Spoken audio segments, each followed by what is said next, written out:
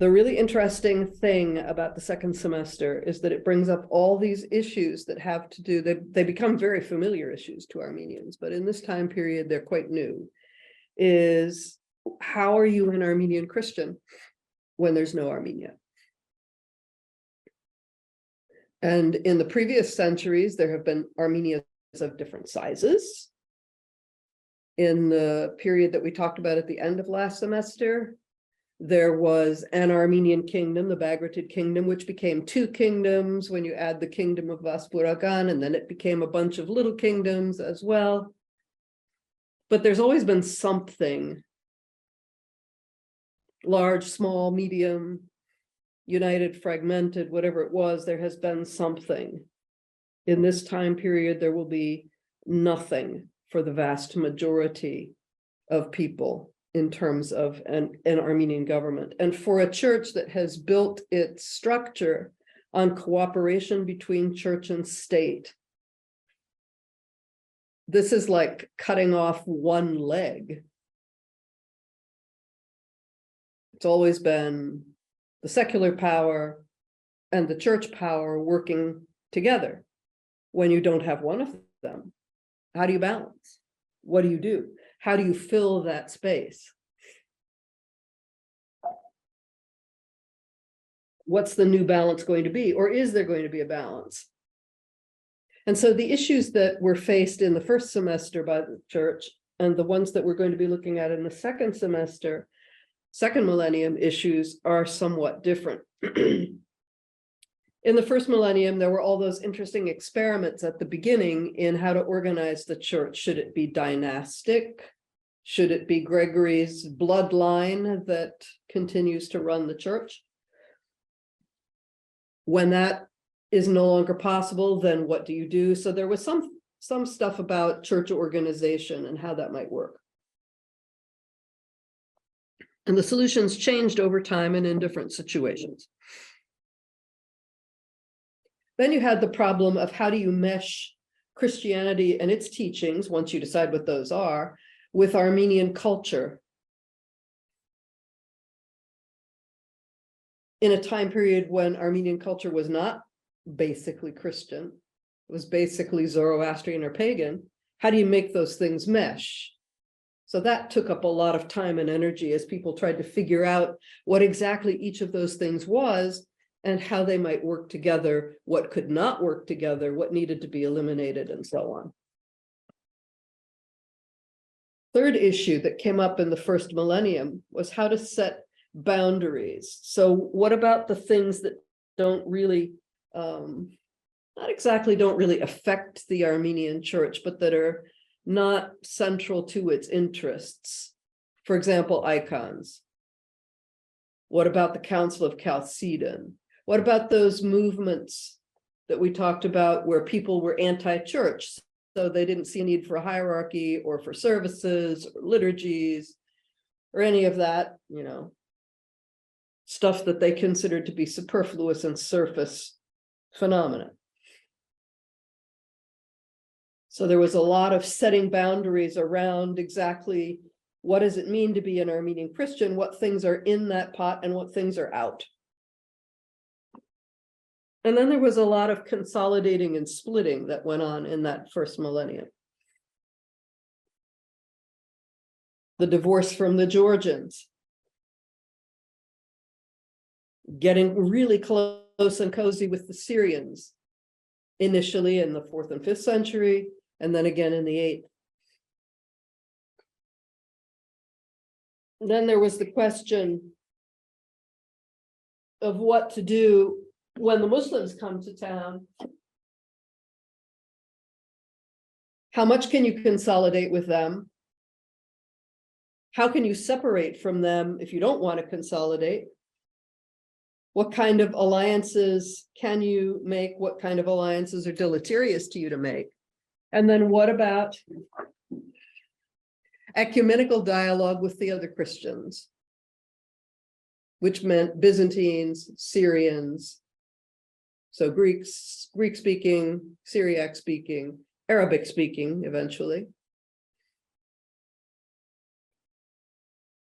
And that also got to be a pretty well-known quantity. The system had worked out. That system is going to become much more complicated across the second millennium, because now you need experiments in church organization. And we're going to look at one of them today that I think will blow your mind. But, but it's no longer church organization in a defined area.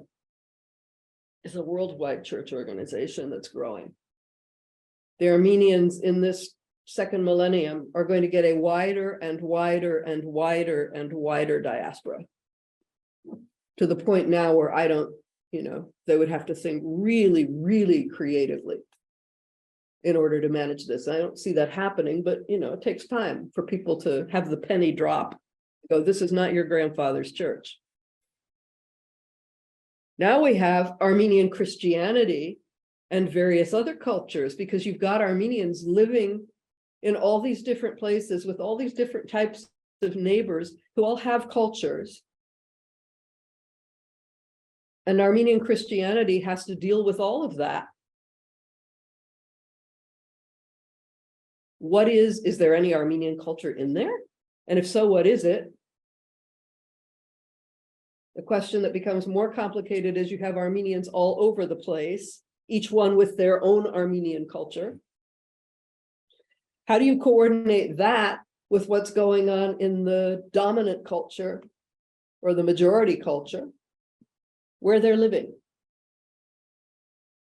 And these problems become more and more acute, even as people become more and more accustomed to them. So for people in the Armenian, what had been the Armenian homeland,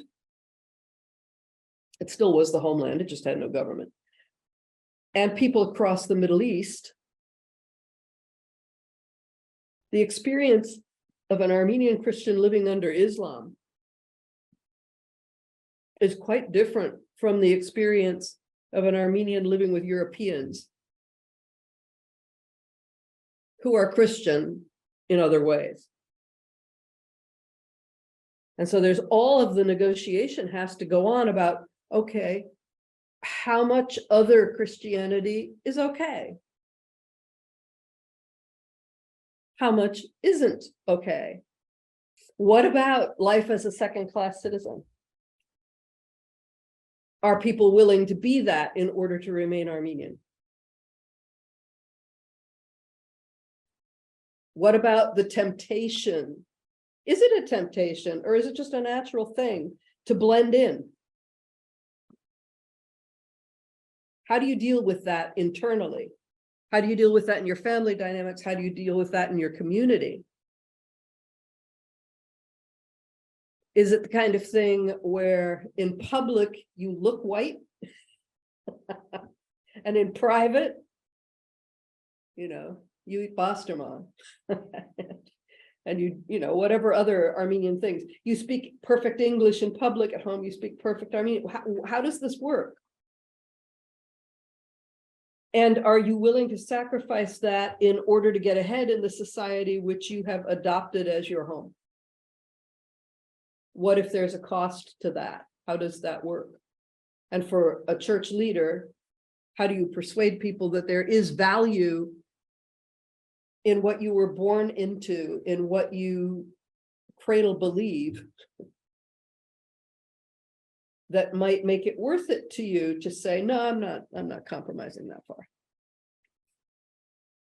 And all of this leads to this great process of comparison.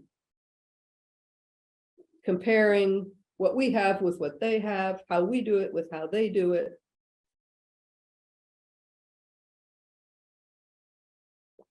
But there is a second option. You can simply say, I don't care how they do it. This is how I do it. This is how it's going to be. You could be a traditionalist. Nothing changes. We make no compromises. And out of this will come a lot of liturgical reform, which we'll talk about. Most of it has stuck. We still do it today. But boy, was it contentious at the time. Like the fact that our priests wear colorful robes. Boy, was that an item of contention. And we'll see there are many others as well, where it becomes, this is the way we have always done it, which is actually not true, but it's all we remember doing. Then there's the changes to the creed. Something that you would think is as basic as the creed is going to come up for contention and review in this time period. Plus the whole thing of what do you mean by it? What is that thing even saying? And then how do you educate your people for whatever option you have chosen into? Where do you find the personnel? What do you have them teach? Do you go for a traditional way of teaching? Or do you adopt what's the way of teaching around you and kind of plug Armenian content into it? And so we'll see in a big monastic school like Datev, they're going to make decisions about that. They're going to use a European framework and plug into it Armenian content. Other people will make other choices. So there becomes this kind of wide spectrum of approaches to Armenian Christianity on all fronts. Then there's added ecumenical complexity these days because you're not just dialoguing anymore with your Byzantines and Syriacs. Now you've got Roman Catholics becoming a very lively part of your conversation.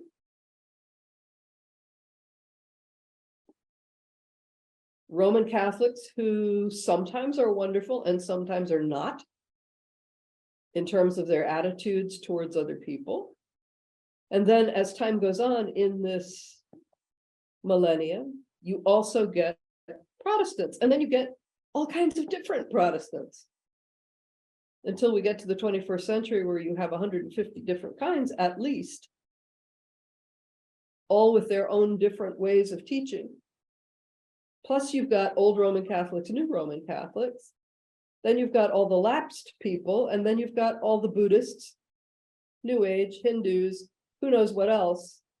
And all of that you somehow have to be able to talk with in a way that expresses who you are. And in a time when it may be very hard to know exactly who you are. And then over this millennium as well, Armenians are going to have to come to terms with not just being them, but with being exotic. Armenians will find themselves encountering tall, blonde, blue-eyed Europeans who are like, oh, what are you? Love those dark eyes.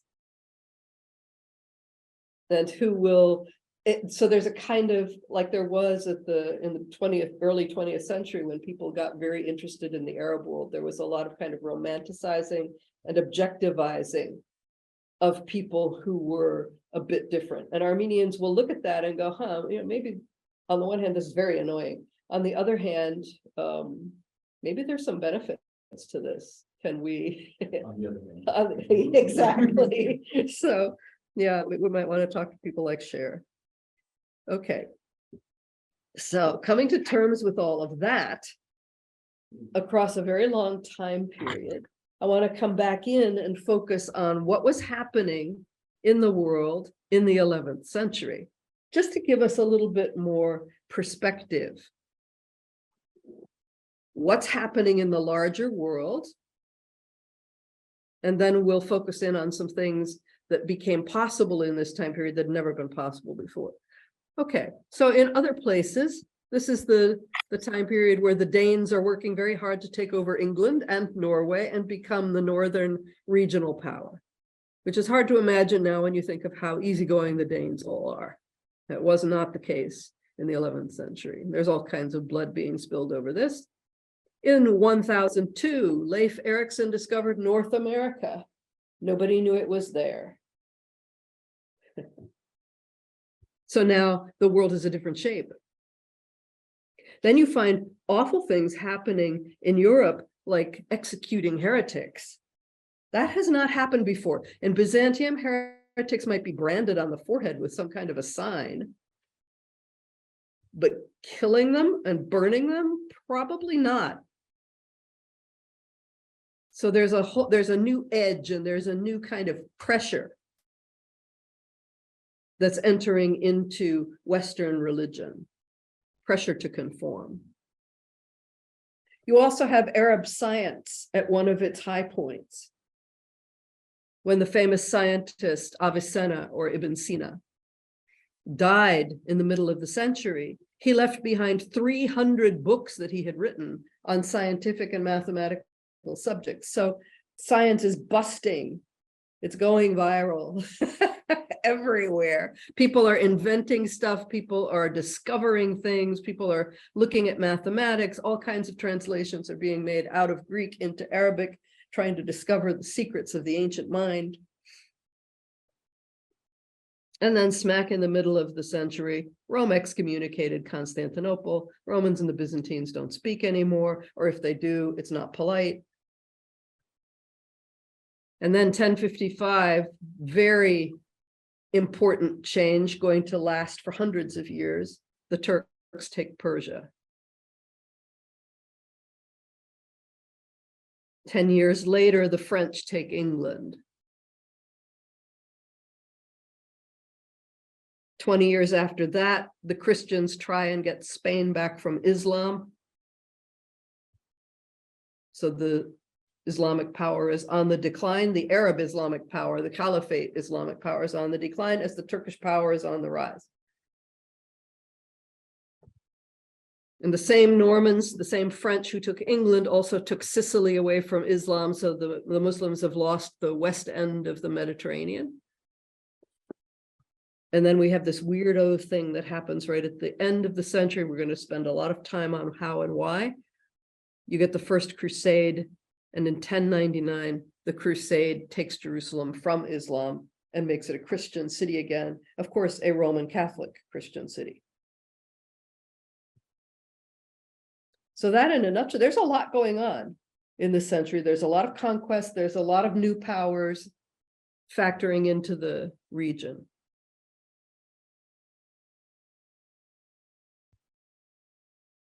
And there were all kinds of things that became possible in this century that had never been possible before. You had never been able to watch a solar eclipse, for example. It's just too hard on the eyes. And yet scientists discovered that if you make a completely closed box, so it's utterly black inside, and you put a pinhole in the side, light will come in through that pinhole, and anything that is behind that pinhole will be shown to you on the wall of the box upside down. So you could watch your solar eclipse, you just had to reverse it in your mind. And artists very quickly discovered that, oh boy, if you put that box out near something that you want to paint, you can just trace it from the wall. Then you turn your paper over and you paint, you do whatever you're going to do to it. So this became a very fabulous toy. And then they made them smaller and smaller, so that eventually you had a camera and you could take all kinds of things. So this is a brand new possibility, an extension of possibility for human knowledge. Here's another extension. People discovered that if you bevel glass, if you don't make it flat, you make it concave, convex, you do something with its surface, you can change what you can see, and magnification became possible. And with magnification, also the possibility of making a great big one of these things and using it to focus sunlight at your enemies. But it also made it possible for people to study very small life forms. What's this? What becomes possible with this? These are not chocolates. That is movable type. Started in China.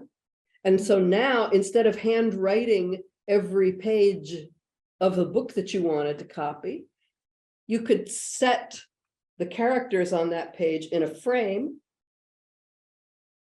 and then you could ink the surface of those raised letters.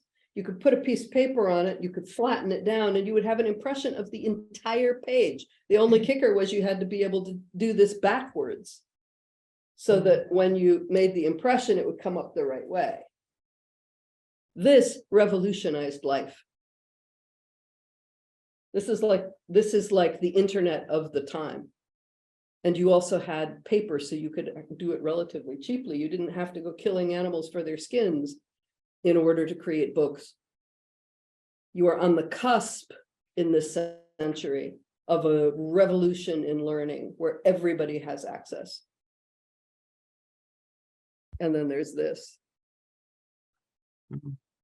It had never been possible prior to this time to look at yourself in a mirror. You could see yourself in still water. You could see yourself in like polished metal, but the first glass mirrors are in this century. And of course, there's all kinds of applications for these, not just for admiring yourself or increasing the light in your space, but later they'll be used for telescopes and microscopes and other things. So a lot of things are becoming, vision is broadening in the world at large. There are also breakthroughs in medical care, things that had never been possible before. And you can imagine life without these, and then life with these. What is this? That's a syringe. I don't love the look of that needle. That looks pretty thick to me. Yeah. But for subcutaneous application of medication, this is it. This is the first time it's possible. Without making a wound in someone, just to inject medication directly into them. It's revolutionary. This is also revolutionary. It's not a vacuum. Close though, there is a pump there. Oh. Anesthetic. Oh. Now you could be gassed so that you wouldn't feel an operation. And boy, was that a good thing. You didn't always use it. This operation became possible. You would be sedated, held firmly by someone, and you could have a cataract removed. Oh. Oh my God. That means you don't have to go blind. Unless the operation didn't work. So vision, again, literally, is a big deal in this time, as well as new medical possibilities. As we said, the world is changing shape. Leif Erikson's travels took him to Greenland and to Canada. Possibly also a woman made that voyage several times and set up her own encampments there.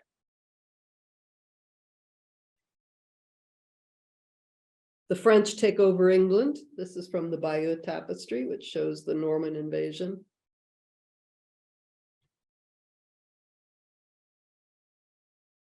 The reconquest of territory from Islam. And then this, which was just, it was such an ethical dilemma. Such an ethical dilemma. Weapons of mass destruction become an issue with this.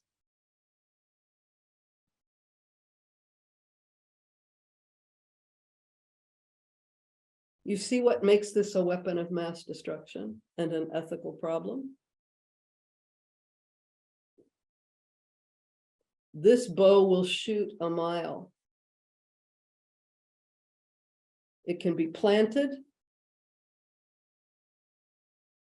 And when it's drawn back, it has incredible velocity that it puts on the arrow. You can kill a person you never see. How is that ethical for generations of warriors? The glory of war is the fair combat, is the fight between you and a person you see. You have to look each other in the eye. Now it becomes possible to kill in cold blood and anonymity. And people were very divided over this weapon. Of course, it stayed. So there are new moral issues that arise in this time frame as well.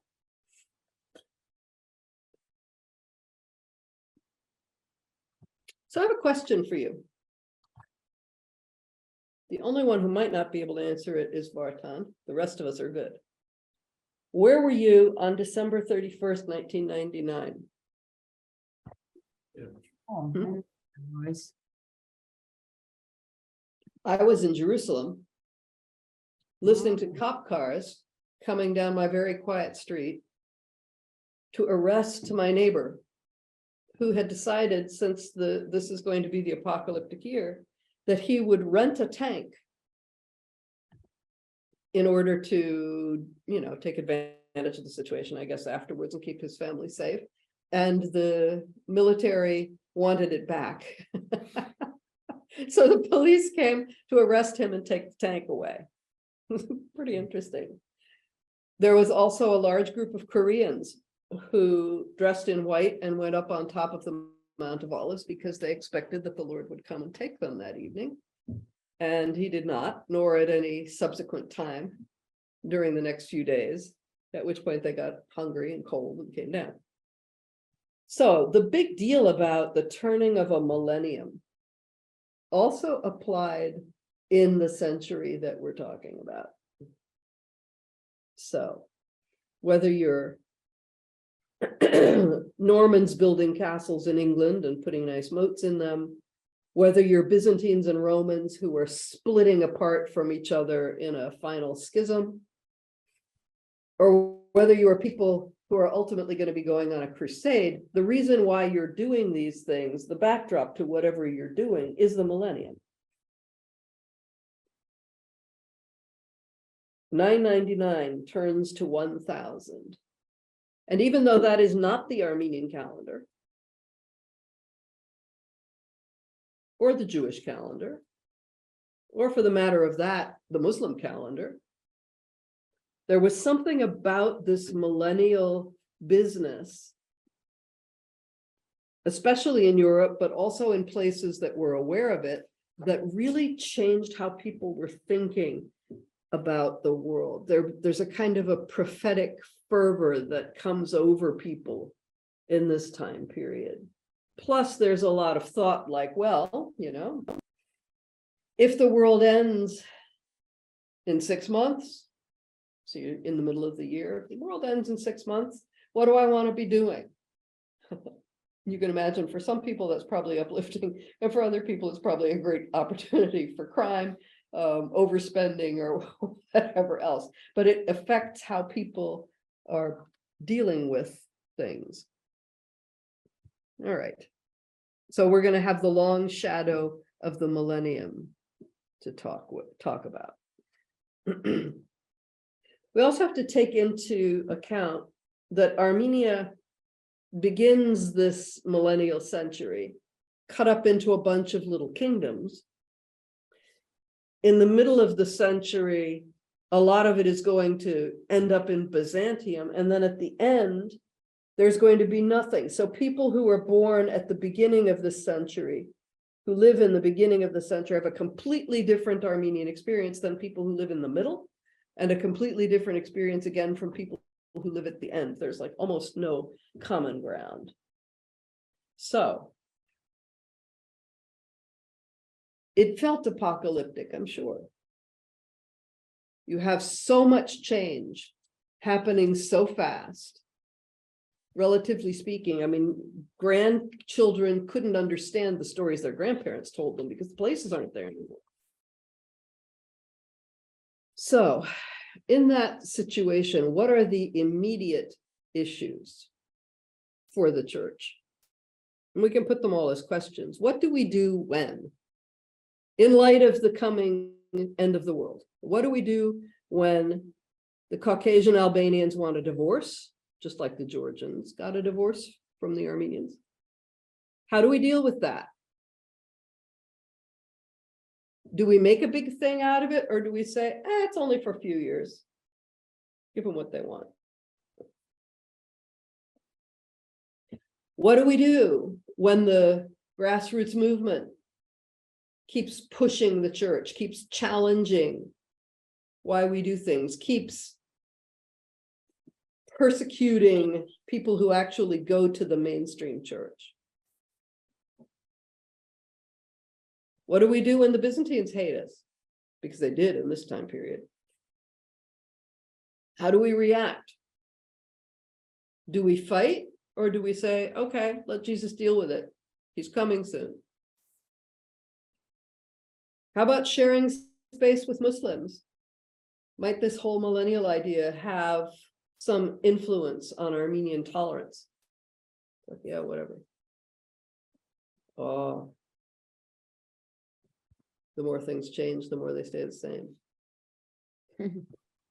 What do we do when the youth are not interested in Armenian stuff? They want to date Muslim girls and they want to, dress like everybody else. What do we do in a situation where everybody is a mystic? Or they think they are. And that means that there is no kind of solid ground. And you have to explore things like, okay, what's the difference between being a Sufi mystic, an Armenian mystic, a Byzantine mystic?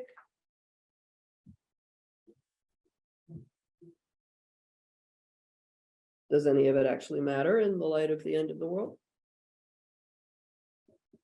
And then what about supporting secular authorities who are, in this case, not Armenian, without compromising the church's soul? Armenians have always been good citizens. But what about, St. Paul said, do that, right? But what about when the authorities you want to support are also persecuting your church?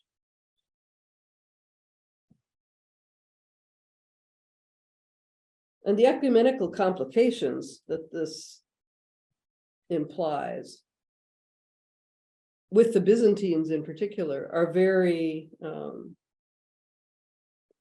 complex by the end of this century.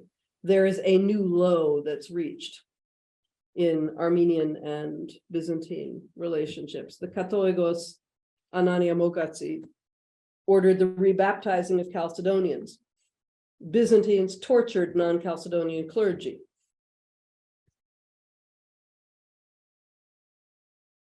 In the light of the coming millennium, what do you do with that?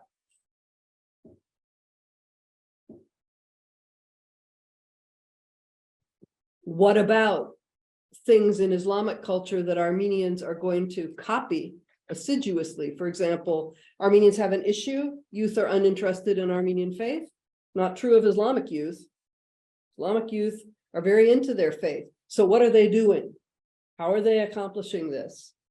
And so Armenians began studying Islamic youth organizations and adopting them for themselves. So, it's a lot going on. And then everything changes because you no longer have 2 great and 8 small kingdoms in Armenia. You have instead this: the arrival of the Seljuk Turks as a political and military force is going to change life, not just in Armenia, but in the entire region. By 1045, they had spread across Persia. 1055, they are in Baghdad, claiming power for their leader by calling him the Sultan and King of East and West. They were not interested at all, really, in what the Byzantines were doing. They considered them insignificant. What they were interested in was their real competitors, the Fatimids in Egypt, who were Shia Muslims. And the thing that stood between the Seljuks and the Shia Fatimids whose territory came right up into Edessa. What's standing in between is Armenia. Armenians are already very familiar with Turkic peoples. Populations of them, mercenaries from the Caliphate army, have been settled in Armenia. Some of the bloodiest campaigns that took place in Armenia under the Caliphate were led by Turkish generals. And so this new force in the area, again, Armenians negotiated already their way of existing together with Islam, meaning Sunni Islam. Now they have to renegotiate it with Shia Islam. So here's a nice picture of Turks coming into the area.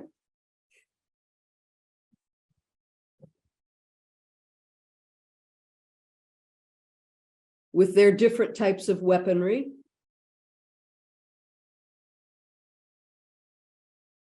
And their extremely efficient military.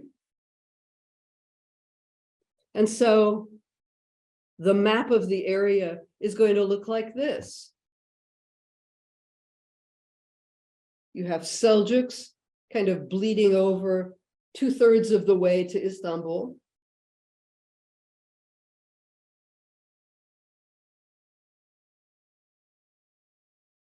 You have a little bit of red and pink left that's Byzantine. But the world has suddenly become Turkish across this century. Later, that will get much more complicated. There'll be many more different types of Turks. And Armenia is no longer this, where you have a nice big Armenian kingdom of Vaspuragan, a nice big greater Armenian kingdom at the top, and some little Islamic things. No, instead, this is what you get.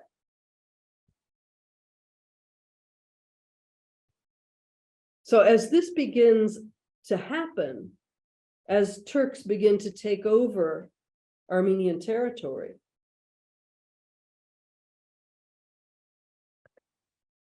there are some events that happen that they don't seem that significant at the time, but they really became paradigmatic. In other words, they became a model to be copied by others. One was just seemed to be a personal matter. A prince named Vasak Pahlavuni. And you can tell his family name is the same family name as Grigor Lusaboric, so he has a blood relationship somehow to him. Was martyred by the Turks.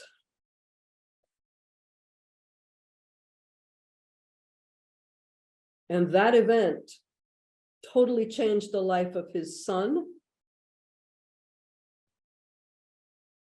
And from that son would come 3 new Katoigoses, a new line of St. Gregory's blood leading the Armenian church. So out of this personal trauma is going to come a big renaissance, not an uncontested renaissance, but a renaissance in the ideology of having a church that's led by direct connection to Grigor Lusaboric.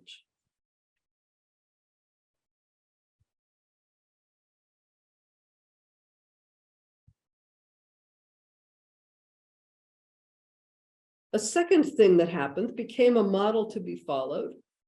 Didn't start out that way, nobody intended for it, but the man who governed Vaspuragan, you can see Vaspuragan is the east end of things. It's right in the way of the Seljuks. They're going to hit there first in Armenian territory. The king of Vaspuragan happened to be named Sennacherib, which is not an Armenian name. Anybody familiar with their Old Testament will know Sennacherib, one of the kings who attacked Israel.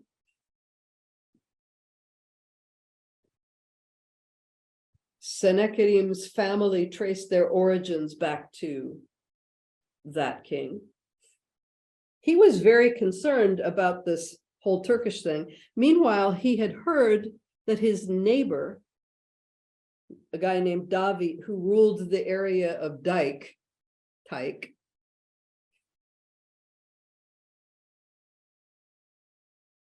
This is his processional cross. So you can see it's unusual processional cross. It has Christ on the cross. So this guy is not like Armo in his faith. This is somebody who's influenced by Byzantines and things more to the west.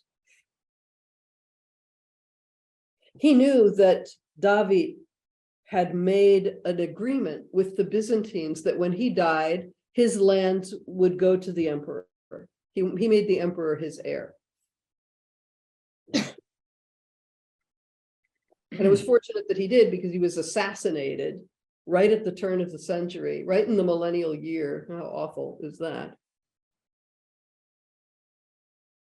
And that the fact that that land had been given to the emperor prevented all kinds of civil war and bloodshed in his home province.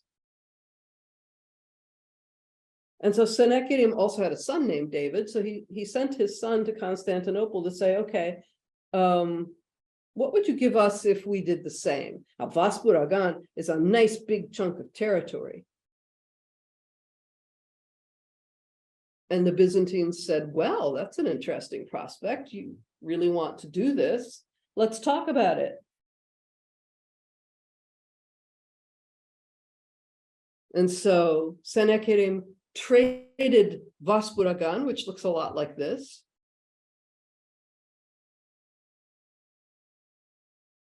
for an approximately equivalent quantity of land. He did it before he died, too. He didn't make the emperor his heir. Here, this is Sivas, Sebastia. We have any Sebastats around. This is the hometown. So this is Sebastia, and this is its province. And if you look at it, it's kind of the same size and shape as Vaspuragan. And in fact, it was a bit bigger. This is what it looked like under the Ottomans. It would go almost down, to the water and up to the water. So it was like they were offering a buffer zone again to Sennacherib and his heirs, but it would be farther inland. It would be in a little more secure location. And Sennacherib was really thrilled about this idea, because nobody could foresee at that point that the Byzantine government was going to implode and was going to go downhill very rapidly. And so he said, sure, I'll trade Vaspuragan. Anybody who wants to leave Vaspuragan and come with me, we're going.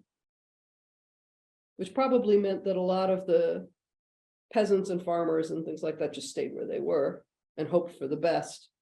And most of the nobility left. Now that might seem really, really, really odd to us. I mean, what kind of an Armenian, we might think, would sell his fatherland in that way?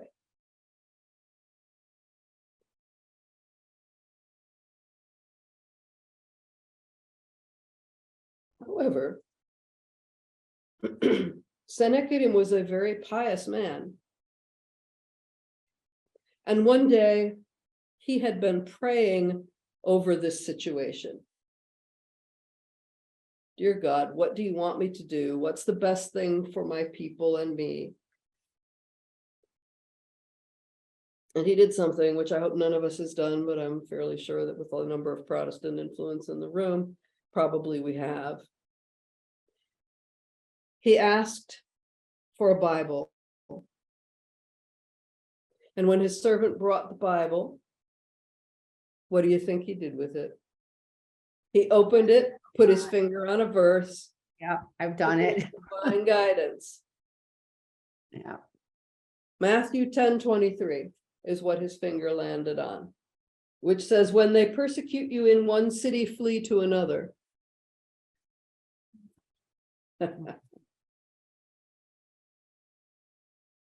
And then the verse ends, until the end comes. You will not have gone through all the cities, etc., until the end comes. And for him, the operative phrase was that the end comes, because he was thinking millennially.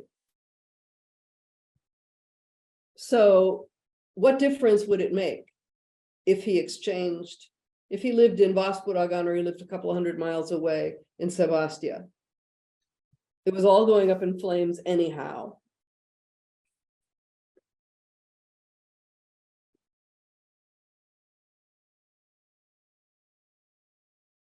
He had no way of foreseeing that it was not going to end anything.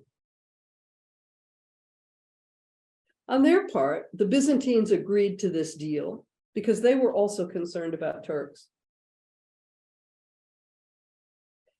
And they knew that the Armenians are the buffer between them and the Turks.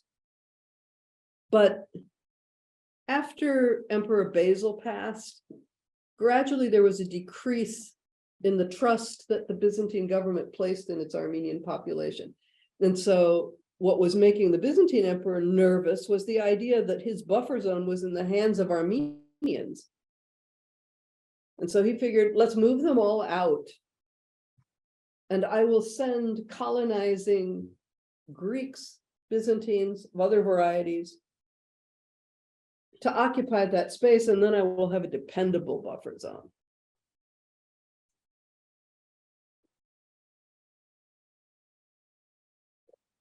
There was a serious problem with that calculation, but it did not occur to him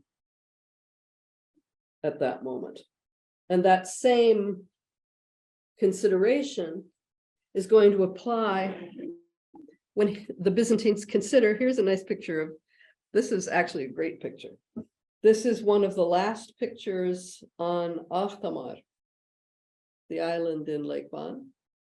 This is the throne of Sennacherib, which was kept in the Vank there.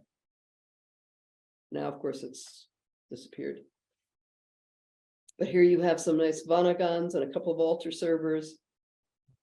And there, by golly, is the throne of the last king of Vaspuragan. Can you imagine having that stored in your basement?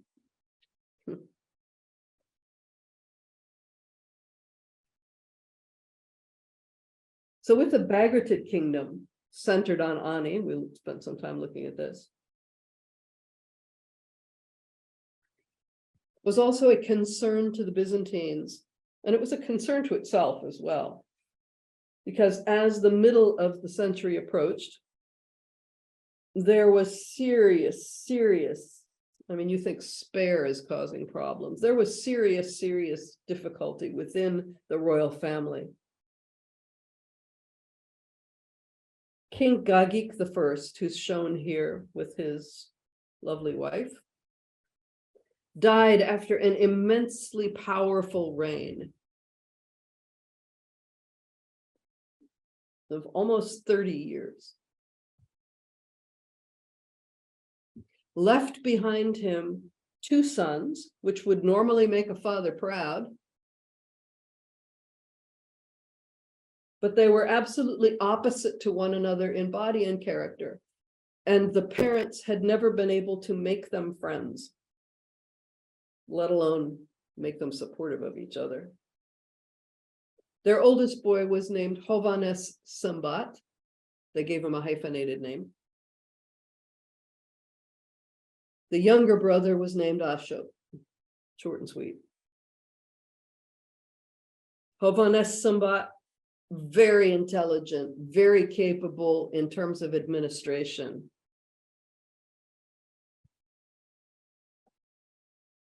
But one very polite historian describes him as being rich in flesh, meaning he was obese. And he was militarily completely inept. Another historian calls him lazy, lax, and unprepared for war. That's not a good combination of traits in a king. Another kind person said that it took a winch to get him onto his horse when the occasion demanded that he sit on a horse. They had to make a contraption that would lift him up and put him on the horse. And the horse had to be specially bred to be able to carry his weight. Although, as you can see from this, it's not uncommon for a fully armored guy to need some help getting on a horse. And when, as the elder son, he inherited the throne, despite his military incapacities, his brother was really, really turned off. His brother was his opposite. So you can imagine, physically fit, militarily very capable, charismatic, dumb as a doorknob, no administrative skill and no diplomatic intelligence at all. You know, he was a hit him and get it done.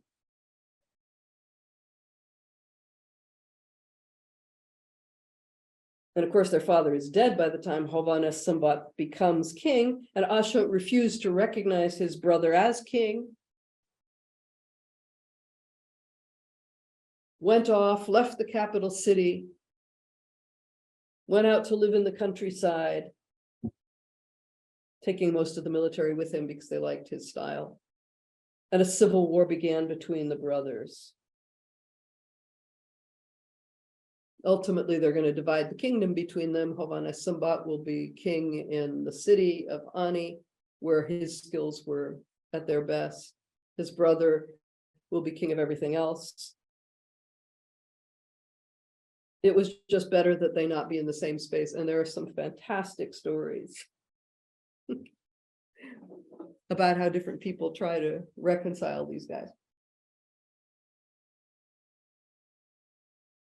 Hovhannes Sambat, for example, calls his brother, sends messengers to his brother. I'm sick. I don't think I'm going to make it. Come and see me. And Ashot is like, you know, I'm conflicted about whether I want to go to or not. But he went, he did the Christian thing. He went, he sat down next to his brother, took his brother's hand, and his brother pressed the button that opened the door underneath Ashot's seat and dropped him into a dungeon. So you can imagine.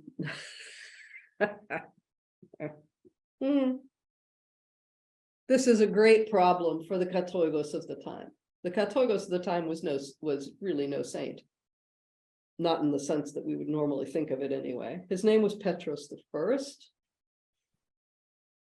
He has no place name after him, unlike most Katoigoses. Even though he was from Sebastia, actually. He's not known to history as Petros Sebastatsi. Instead, he has another name.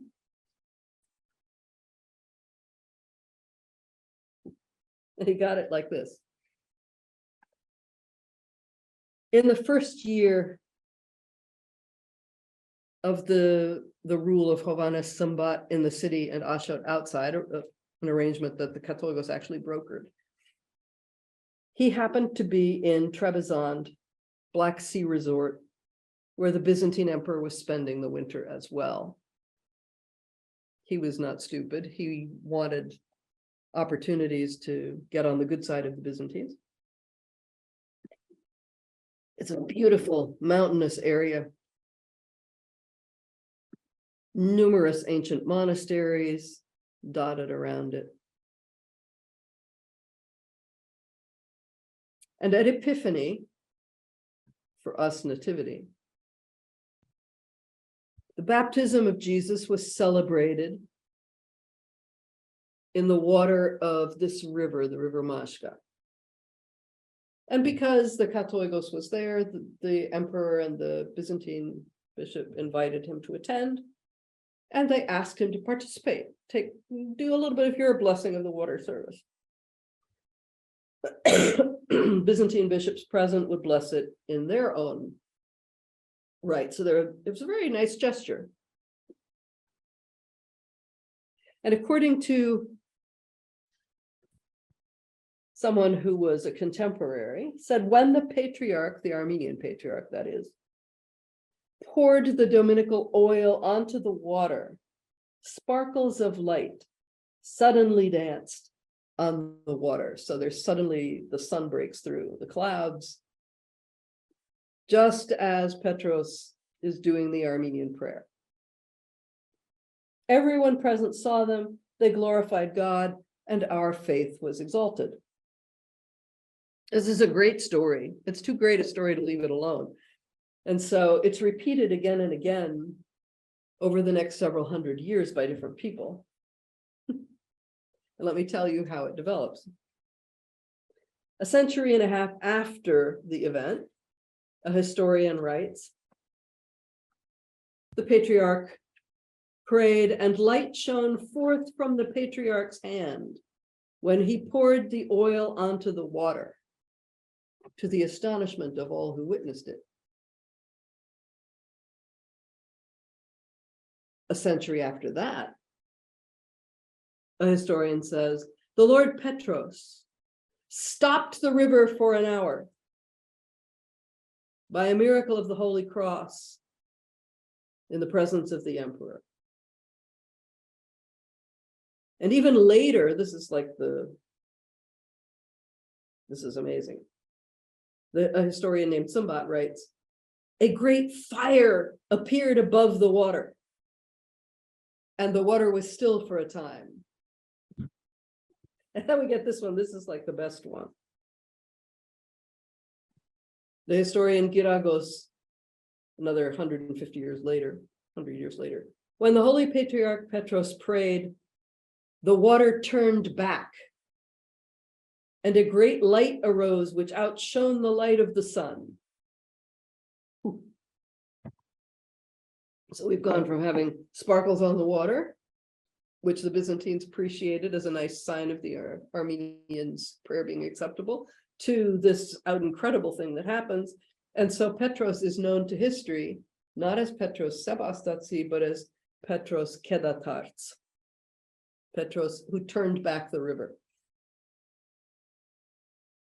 I'm spending some time on him because it's going to be very important in what comes next. He was a very controversial Katolikos, and the controversy over him continues till today. You can find people writing wonderful things about him and people who can't really hate him. Far from being an exemplary ascetic, he had a very highly developed love of luxury goods. And so there's this wonderful story that's told. He gets an audience with the emperor. The emperor wants to be very polite to him and show him respect. And so the emperor sets a silver filigreed throne for the Katolikos to sit upon while they converse. And when the interview was over and the Katolikos got up to leave, began to walk out, his servants picked up the throne and started to walk out with it. And the emperor is like, that stays here. And the servants replied in shocked tones, anything our Katolikos has touched partakes of the sacredness of his person. Therefore, it becomes his property. And the emperor was sufficiently shocked that he just let it go. Who knows? These Armenians are very weird. There were also other controversial aspects to his life. As I mentioned, he's the one who brokered the agreement between Hovhannes, Sumbat, and Ashot about splitting the kingdom. But in addition, there was an extra clause on that, because it seemed so obvious to people that Hovhannes Sumbat, in his obesity, was hardly likely to produce an heir. Whereas Ashot probably would. And so the agreement said that when Hovhannes Sumbat died, Ashot would inherit. And Hovhannes Sumbat signed that agreement, but in his heart he was thinking, over my dead body, brother, you're not getting anything. And he fully expected to die first too. So in order to prevent Ashot from becoming king, he made a will, leaving the Bagratid kingdom to the Byzantine emperor.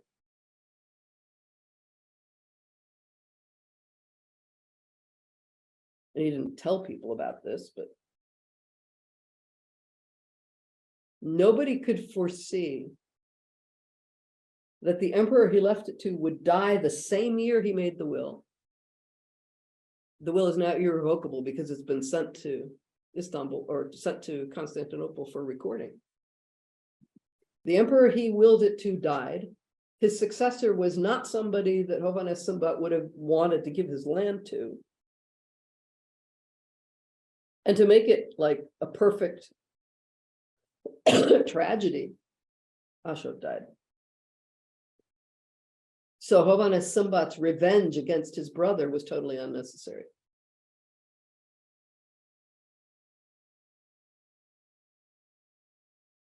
And here's the problem for Katolikos Petros, because it seems almost certain that he is the one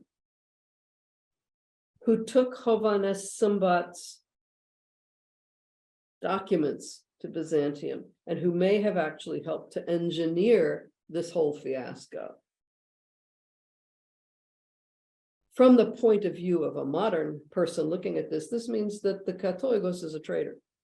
The Katolikos has handed over Armenia's biggest kingdom to the Byzantines. Has just given it away, and in the end, for nothing. So from the point of view of a 21st century person, this is reprehensible. This is despicable. There is no justification for this whatsoever. But from the point of view of the 11th century, it looks different. The Katolikos was very certain that he had inside information about how the world was going to end and what was going to happen before that. I mentioned earlier the man Krikor, whose father Vasak was martyred by the Turks.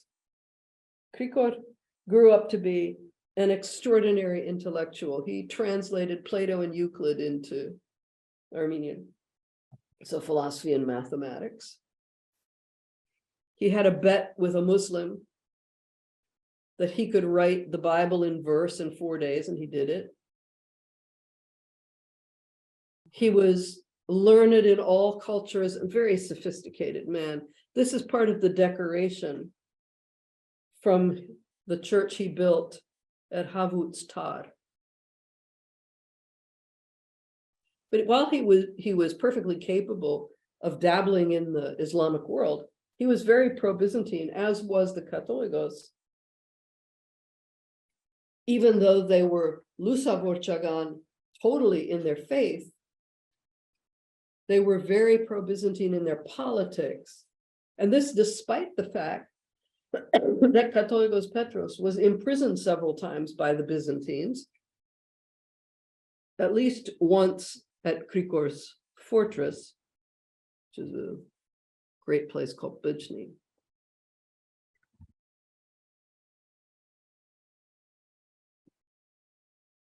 It's very lovely.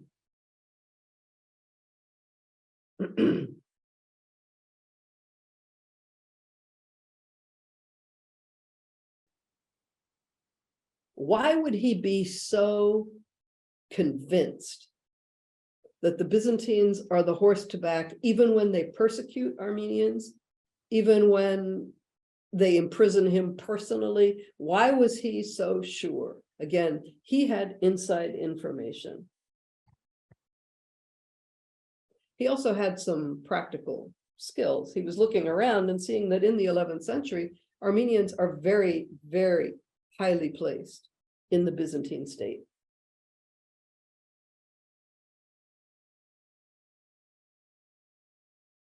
So a guy named John Gurguas, in other words, Hovhannes Gurgen, was governor of Italy for the Byzantines. The head of Mount Athos was a guy named Theoctistus, who signed his name in Armenian. He headed 7 monasteries in a consortium. The family of the Petroses, eminent in both religious and bureaucratic life, and there are only a few. 10% of the nobility overall in Byzantium are Armenian. 25% or more of the military aristocracy are Armenian, and 10% of the civil service, all Armenians. So there's a sound basis there, the Katolikos thought, and Krikor agreed with him, for thinking that in the future,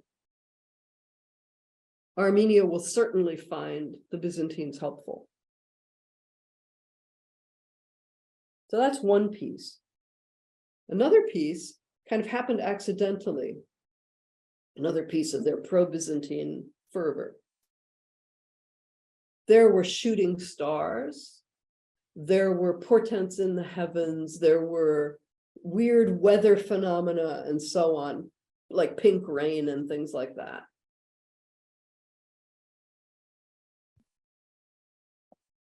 And so the Katolikos and Krikor went on a private mission to ask the wisest man in Armenia what the heck is going on. And the holy man, his name was Hovhannes Gozer,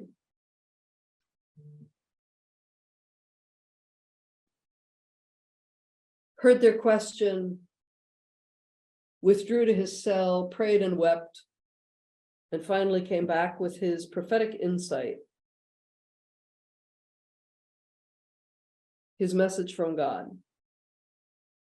The Byzantines were destined by God, after a very difficult period, to have a renaissance of power. They would dominate the Mediterranean world once more, as they had done in the past. And I believe it was partly their trust, a large part, their trust in his insight, which turned out to be utterly and completely incorrect, that persuaded the Katolikos to throw his weight behind Hovhannes Sambat's plan to give everything to the Byzantines. And so when the keys to the city of Ani, which are not small, these are not Yale keys, these are keys like this, heavy metal keys. When those mysteriously made their way to Constantinople, into the hands of the emperor himself, who else could possibly have taken them there? It was one of those two. It was Petros, or it was Krikor, or it was both. And seeing that things had gone to that degree, that there was no turning back, Hovhannes Sambat was himself appalled when the actual keys turn up in Constantinople. It's like, what? I'm not dead yet. Hovhannes Sambat tried to get the keys back. He tried to annul his will. Not possible. And one reason he really wanted to take it all back was because his brother's kid, a teenage boy named Gagik, who will call himself Gagik II, had everything you could possibly want in a king. He had Hovhannes Sambat's brains. He had his dad's military skill. He was fearless, as we'll see some of the stories about him later on. And so when a Byzantine army arrived after Hovhannes Sambat's death to take over Ani, they met a very determined 15-year-old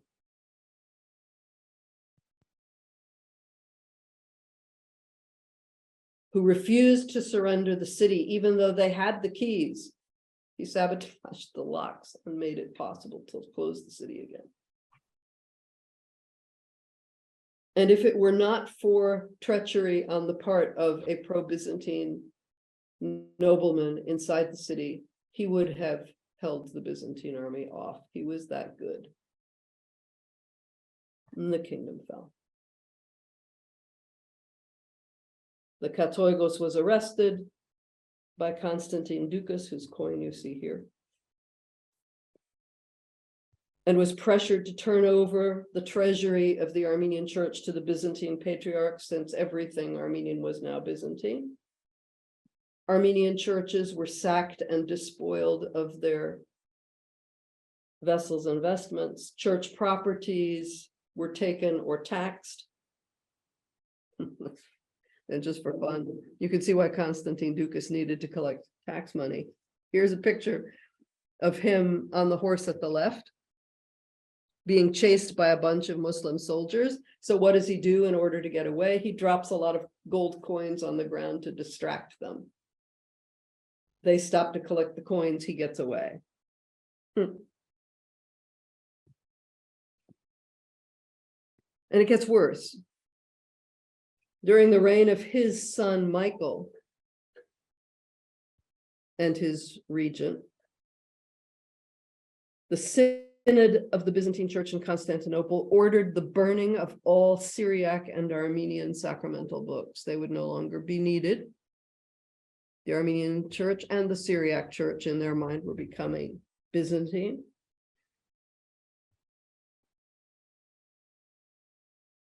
It gets a little worse, but not in this time period. In the 12th century, there's synods that demand that if a Byzantine Christian marries an Armenian or other heretic, they should be forcibly separated and punished. Byzantines who ate with Armenians or Muslims or Jews were excommunicated. So things are kind of at a low point in Armeno-Byzantine relations. So before we talk a little bit more about that, I want to say that in light of that fact, in light of how bad the relationship is between the Byzantines and the Armenians, it's totally amazing that Armenians sent bishops here.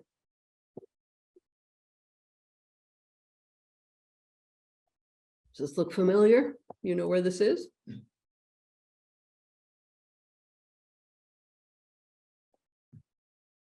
What about if you look at it like that?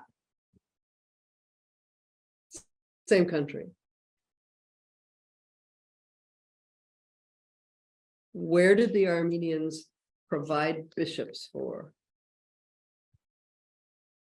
Where is this place? Those are the Famous. Northern Lights. Yep, you get the Northern Lights and you get volcanic springs. This, my friends, is Iceland. Oh, how cool. The Armenians sent bishops to Iceland. The mission of the Armenian bishops, Petros, Stepanos, and Abraham, is mentioned in Icelandic histories as having taken place between the 1040s and the 1070s. So right in the middle of all this stuff. Why did they choose Iceland? Because that's where the Norwegian king wanted them to go. The Norwegian king had met Armenians when he was serving in the army in Constantinople, and he kept up his relationship. Wow. So he sends them, he foots the bill to send them to Iceland. And what's really funny is they were mightily opposed by the Roman Catholic Bishop of Iceland because they were too popular. In other words, they were less strict than he was, and people would go to hear them. You have Petros, Stepanos, and Abraham. So here you have this phenomenon that while Ani is falling, Armenian church activities are ongoing in weird parts of the world. That's not the only place. Here's a nice picture of a page from a gospel book that was copied in Iceland by a scribe named Hovannes. We have no idea who he was, but he's not one of the three bishops, so they had an entourage. Or maybe there were more Armenians hanging out in Scandinavia. Yeah, it's interesting. And so the Byzantines kind of get a clean sweep of all those untrustworthy Armenians, the heck out of Vaspuragan, get them out of the Bagratid kingdom. Everything will be fine. And then the flaw in the plan became obvious. The Byzantines had planned to move a population of Byzantine military and officials and so on into those areas But we have the diary of one guy who was assigned to go, and he's like, the heck I'm going out there. There are snakes. I don't know if they have any public baths. I don't like the climate. I'm not going. I'd rather lose my job. And he was typical. They were not able to populate that area. And so when the Seljuks got there, they just walked in. There was no defense. And ultimately, the Seljuks would turn out to be, the lesser of the evils. They had an interest in maintaining Ani as a trading center, so they had a lot of it rebuilt. They did a good enough job that an Armenian Catholicosate would center itself there. We'll talk about that in a couple of minutes. So the obvious question is, so where was the Catholicosate if it recenters itself in Ani? It had been in Sivas, it had been in a place called Tavblur, it had been in Argina, it had been in Ervine. What name is missing from the list of Catholicosate locations? Etchmiadzin is not there. Etchmiadzin had been a Catholicos maybe for 145, something like that, years. And what do I mean when I say a Catholicosate centered itself there? How many Catholicosates are there?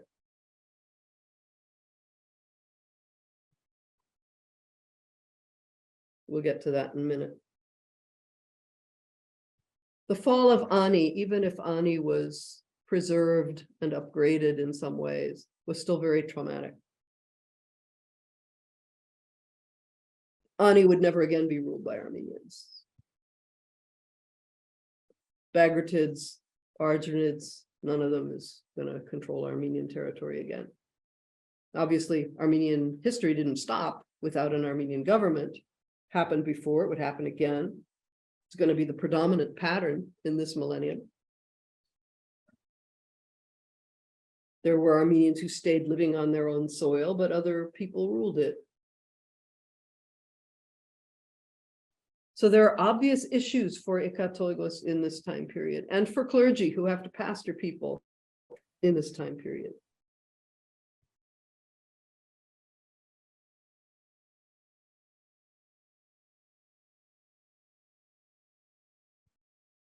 Last semester, we talked briefly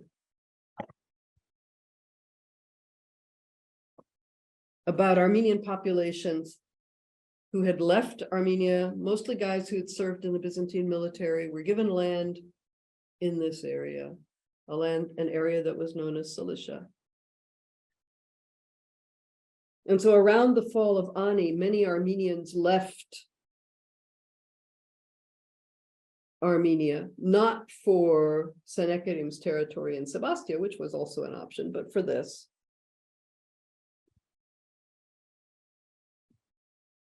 It's a fantastic area. It has the best ports outside of Alexandria. It's got natural fortifications.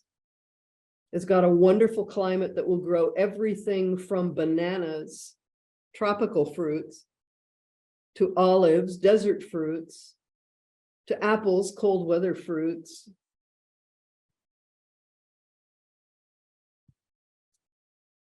It has incredible beauty and a climate like a resort year-round. Fabulous scenery. It's got ancient cities. It's got trading cities. It's got everything. And so you would think, okay, so Armenians who get out of the way of the Seljuk Turks and come to a place like this, great, fantastic. It's like going to California. But many of the people who had survived the events of the 11th century and who did end up in this beautiful territory, because they were outside their own land, were aware of a kind of schizophrenia in themselves. These people who were caught in the death of one kingdom before there's actually a full Armenian entity in their new location are very interesting people, because they always wanted to go back, and they never did. And so they brought as much of the old world with them into the new as they could. And they always worked towards that illusory goal of going home. One of these figures, probably the most important one for the church history end of things, is this guy. Became known as the Lord Grigoris or the Lord Vahram, depending on when people knew him. He was born Vahram, he became Grigor.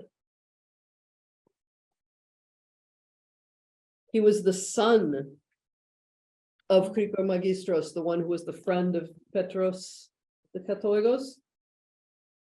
He had a fantastic career as the Byzantine governor of Mesopotamia. He had a personal fortune. He was married as a young man. He was an odd character. He was married as a young man, but he lived, we are told, an unblemished life with his wife, meaning no sex. And they had no children. So it's like already in this young man, there was a conflict between his family obligations and his personal desire for a more ascetic lifestyle.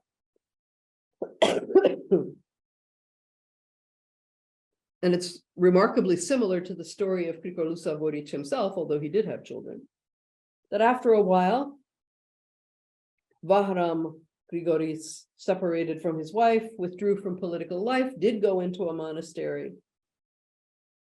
And he has this, he seems to have had a pattern in his life of making really abrupt, big changes like that. It's like he would work them out in his own mind, and then suddenly there they were. Everybody else is a little surprised. Maybe it also was because his father had put some pressure on him.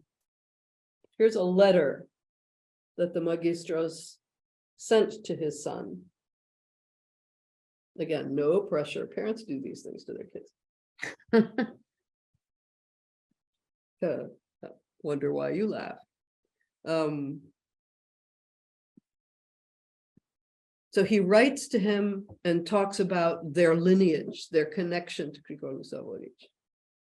So this is a greater gift than gold or jewels or any substance whatsoever. And gathering up learning with a multitude of virtues, I offered it to you without stint, and I have never rested from doing so. In other words, I've given you the best education ever. And he was homeschooled. In return, Dad wasn't doing this for pure love. In return, I expect you never to forget our tradition or the urge of love toward Christ, never to let the light of our ancestors' lamp go out. Anybody who grew up learning Krikori, Gante Gavar, Lusavorchi Gante Gavar, Barein Gadzir Ginkits, and so on, the lamp of St. Gregory. I speak of the Parthian, St. Gregory, your forebear. So I've given you all this education. In return, I expect you to live up to your heritage as Grigor Lusavoric's descendant. How does that fit with being governor of Mesopotamia and having a military career? It really doesn't. And so he left his wife, he went into a monastery. And then 6 years after his father finally died, his chance to keep Lusavoric's lamp alight came. In 1065, he's around 40. He was chosen Katoigos, and here's how it happened. Ani fell in 1064. So this is the next year. People are still in shock over the whole Ani thing. And they're in shock because not only did Ani fall, but the Byzantine Emperor Constantine Ducas, the one I showed you the coin from, was determined this is the moment when the Armenians are going to come totally into the Chalcedonian fold. And this wasn't just his religious feeling. One historian says, after all, the Catholic state owned 500 prosperous villages, was served by 500 bishops for 500 sees. The Catholicos' personal entourage included 12 bishops, 4 vartabeds, 60 priests, and 500 servants. In other words, the Catholicos had a team like a king. So behind all of that is a lot of money. In other words, that's what the emperor really wants in this historian's view. And so when the Catholicos died without naming a coadjutor to succeed him, the emperor forbade any election of a new Catholicos and was only persuaded, this is funny, was only persuaded to change his mind when a key Armenian prince, Byzantine civil servant named Gagi Kabasyan, persuaded him that if you think Armenians with a Catholicos are bad, just wait till you see what they're going to be like without one. If you think Armenians are problems now, just wait. And so from the Armenian point, the emperor weakened a little bit, said, okay, if you can find the right person. From the Armenian point of view, and from the Byzantine point of view, the only person on the planet who was a good candidate is Vaharam. He's a celibate member of Krikolu Savoric's family. Armenians are like, yeah, we'll take him. Because this is almost prophetic. You have a chance for the restoration of the founding Catholicosal dynasty in a new country. Very symbolic of the return for which new diaspora and Armenians are longing in their hearts. And then from the Byzantine point of view, is perfect because, like his father, he's been a Byzantine duke. He's served at the highest level in Byzantine military hierarchy. His brother was the Byzantine governor of Antioch. And so they go to him and they say, look, it's you or it's nobody. We know you don't really want this job, but we beg you to do it. Because if you refuse, there is no one else. And we have just handed not only Ani and Vaspuragan, but the church over to the Byzantines. Your choice, no pressure. And so it was like fate appointed this poor guy. And he bowed to the inevitable and he said, okay, I will do it. He was going to put some conditions on that. And he chose as his seat this castle called Zamantav, which was Gagi Kabasyan's fort, the one who had put him in the position. It's a place with a very commanding position. You can see it at the top of this hill. And we'll be coming back to it at another point. It was not gifted with a coastal resort climate. This is out in the desert. So what conditions did he put on this?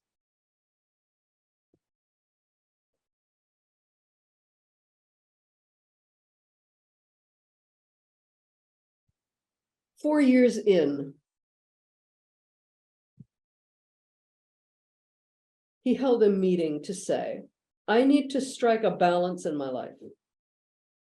I left the worldly position that I had because I'm sick of administration. Administration, in my opinion, doesn't serve Christ in the way I want to serve him. And so I'm going to leave. I'm going to make an extended pilgrimage. I'm going to go to Rome. I'm going to go to Egypt. I'm going to go to the Holy Land. I have things I need to do on this pilgrimage.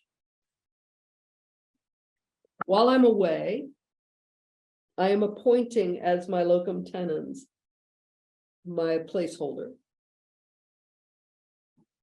Kevork of Lori. He's my old friend, monastic partner. He's a highly respected Bartabed. He was, when I began my monk life, he was my mentor. Now, the two of them had an agreement between themselves that they would help each other out. Kevork would do the administration while Krikor was out on his big pilgrimage. When Krikor came back, Kevork would go out. So they would each get a break. They could take a pilgrimage, they could go into a retreat, whatever they wanted to do.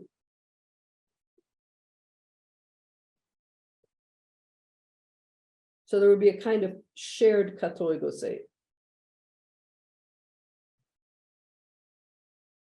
And the princes are like, no, we don't like that. We don't like that agreement. And Krikor is like, oh, this is what I'm offering. I'm not negotiating. I'm leaving. And if you don't like it, then appoint whoever you want as katoigos. I don't even have to come back.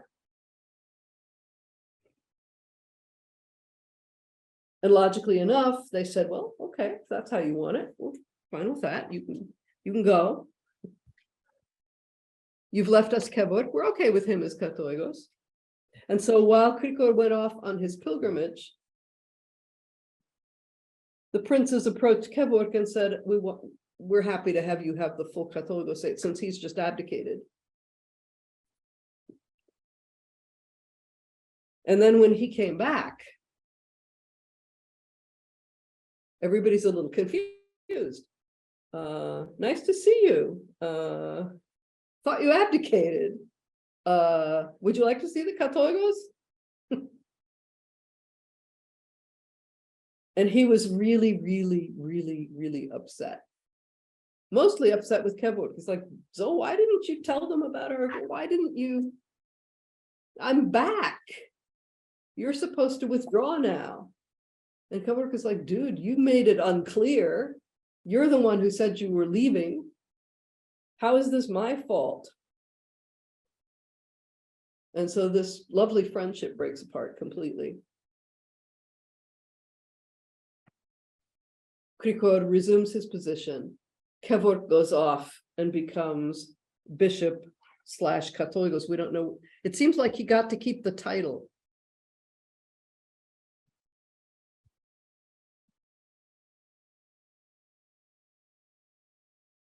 But became katoigos of an outlying part of the Cilician territory. So now you have two katoigoses.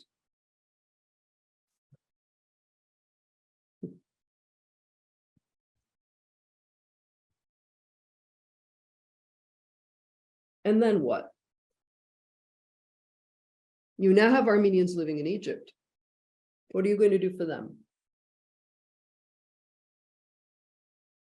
You also have a prince, an Armenian prince in a separate area saying, I would like to have someone come and be katoigos of my area. We're mostly Greek speaking over here.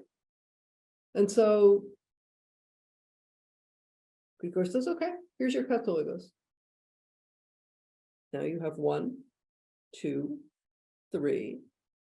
There's going to be another one in Egypt, so that's 4. When the katoigos sitting in the Greek-speaking area decides he's not going to move to the new place they want him, they appoint another one. Now there's 5.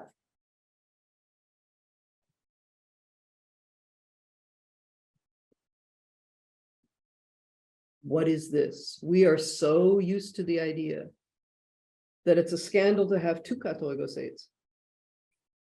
What would we make of this?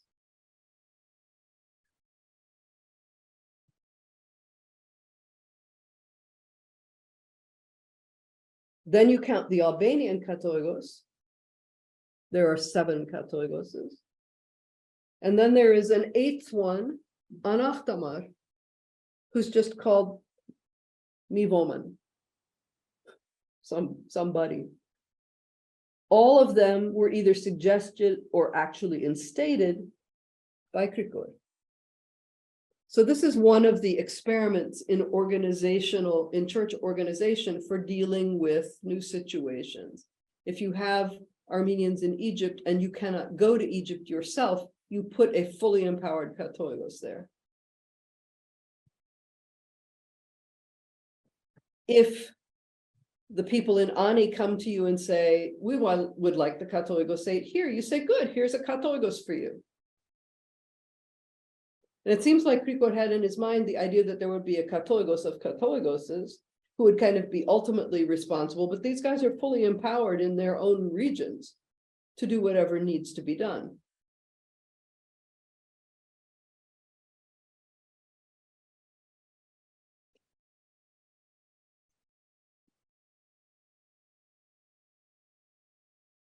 Okay, so why have I got 999 on the board?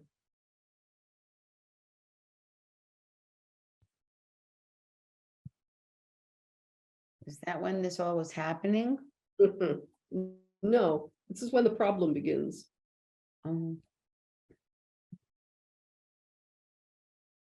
Everybody in the Christian world who knew about the Western calendar, as we said, had millennial expectations. And people were certainly expecting the arrival of Christ, New Year 1000. It didn't happen. So what do? I don't know if you remember this. There was a guy on Christian Family Radio a couple of years ago who had calculated the dates for the end of the world and who announced the end of the world would take place on such and such a date. And all of his followers were very involved in this. Do you remember this, Sarah? Yes, I heard about it. Yeah, I think his last name was Camping. He's no longer with them, with Family Radio, I don't believe. And the date came and went. And so he recalculated and announced the new date for the end of the world, and the date came and went. And I think on the third try, they were like, okay, shut up. It's enough of that. It was kind of like that. In 1000, people are like, well, when in 1000 might it be? And then 1000 passed and we're in 1001. And then it's like, oh my God, maybe it's wrong. Maybe it's the millennial century and he'll come at the end of the century. And so this becomes very important. Will it be in 1099? And that intervening 100 years was a time of expansion and organization and administrative reform in European Christianity. The Latin Church became very militarized. Clergymen became landowners, served in the military, owed military men to their secular lords and so on. Bishops went to war in person. The Pope participated, was a major landowner in Europe, had a private army, larger than any other private landowner. And the comparative authority of kings and popes became a big issue. And so looking at this date, 1099, the church in Europe was looking for a way to increase its, on the one hand, looking at it from a cynical point of view, to increase its standing vis-a-vis the secular governments of Europe. And as well, for those who were faithful, to think of how would you like to greet the Lord on his return? Where would you like to be and what would you want to be doing? Always a good question to ask oneself when one is tempted to do things that are less than lovely. Would I want to die at this moment? Would I want the rapture to happen at this moment? You know, whatever it is. And it was decided that, since there was other stories that fed into this, that the best thing a Christian could possibly be doing at the Lord's return was to be found liberating Jerusalem, the city where he died and rose again, from the control of Islam.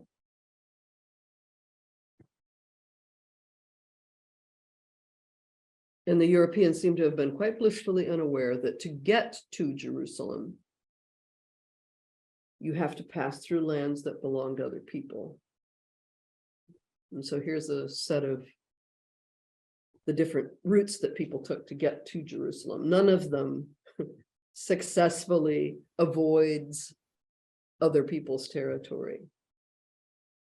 And they had no idea, they were very insulated. They had no idea that the people they would be meeting, obviously Muslims were the devil, but they had no idea that Byzantines and other types of Christians would have very little in common with them, actually.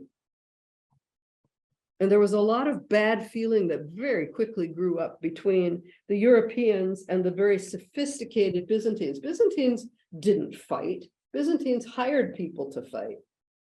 Byzantines didn't do dirty work. They hired people to do dirty work.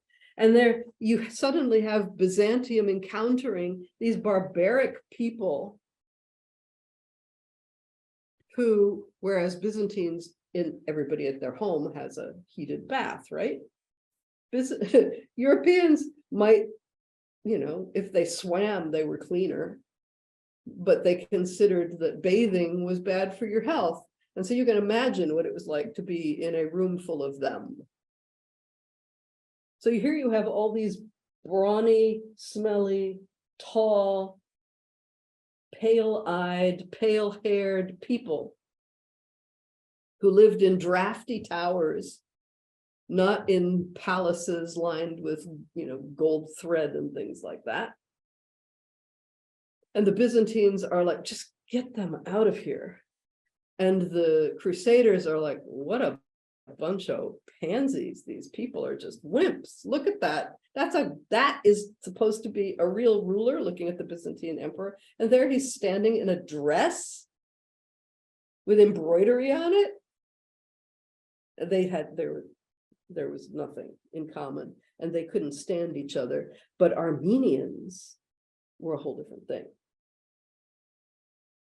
Byzantium and Rome didn't have religious relationships. Armenians didn't have anything against Rome. Armenians practically never heard of it. Armenians also had a military aristocracy, which the Europeans also understood. One problem in their learning to love Armenians was the difference in status between Armenian and European women. The status of women in Armenian society was higher. And Europeans had to get used to that when they started marrying them. And very soon, because there was this kind of natural interest between Europeans and Armenians, there would be no Crusader family that did not have an important Armenian component, or a kingdom without an important cadre of Armenian merchants and architects. So when the crusade came in 1099 to meet Christ in Jerusalem, on the way they took Antioch, biggest city in the east, with the help of Armenians. That's a story for another day. They took other areas that were populated by Armenians: Tarsus, Adana, Mamestia, Edessa, Latakia. Here you have a nice picture of the Crusader new ruler of, I think it's Edessa, receiving a delegation of Armenians who are coming to compliment him on his success.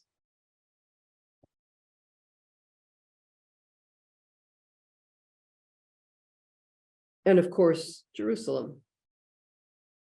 In fact, when the crusade took Jerusalem on a very hot day in July 1099, Krikor Vagayasir was actually there on one leg of his pilgrimage, and was taken by the Muslim government of Jerusalem as a hostage to ensure the loyalty of Armenians within the city.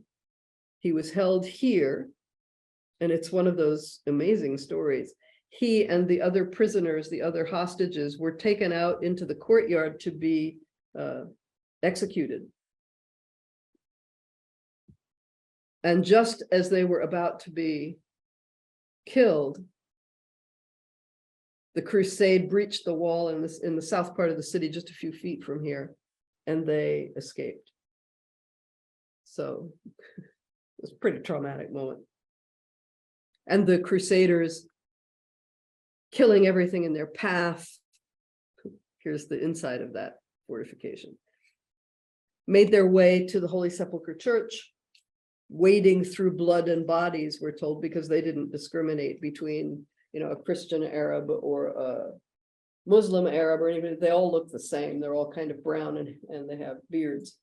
So they did a lot of indiscriminate slaughter on their way to give thanks at the Holy Sepulchre for having succeeded in liberating the place of Christ's crucifixion and resurrection from Islamic hands.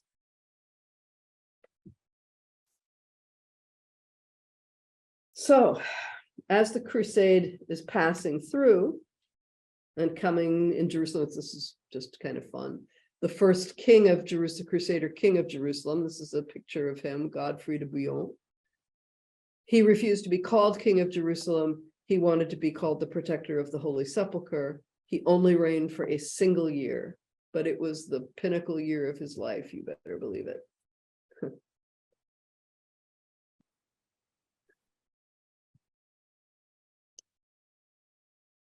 The next generation of rulers of Jerusalem will be half Armenian.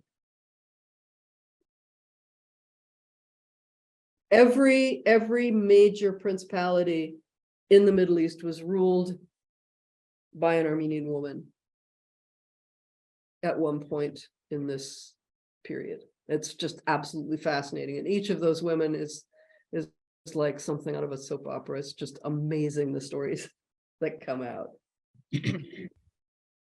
So as all of this is happening in the south, as the crusade is passing through Cilicia, as it's leaving in its wake new patterns of alliances, things in the Armenian homelands go on like they always did. With the Armenians in the western end of that being governed by Seljuks,